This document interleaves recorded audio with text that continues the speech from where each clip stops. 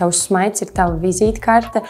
Un es ļoti labi zinu, ko nozīmē kautrēties no smaida, jo man pusauģu gados nebija taisni zobi. Un līdz brīdim, kamēr es tos neiztaisnoju ar breketēm, man tiešām es biju iedzinusi sevi dziļos kompleksos.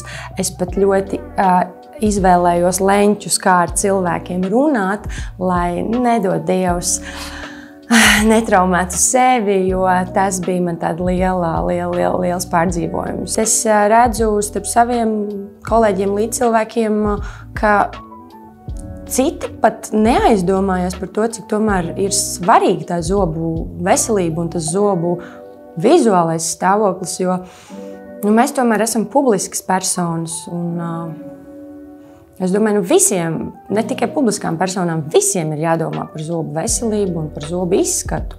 Pie higienistes man šķiet reiz pusgadā ir jāiet apmēram, tāds ir tas ieteikums. Es jau pat biju drusku nogrēkojusi kaut gadu, pat ilgāk nebija rādījusies, teiksim tā.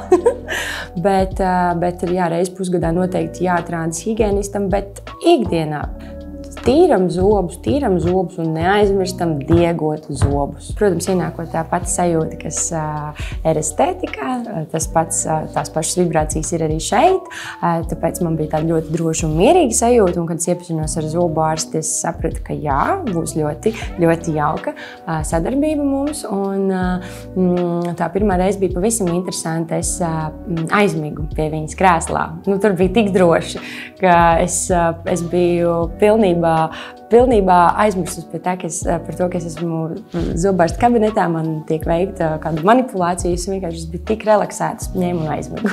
Tas ir lielākais kompliments, es uzskatu zobārstam, ka pie viņa pacients mierīgi var pat atpūsties un paņemt kaut kādu power napu.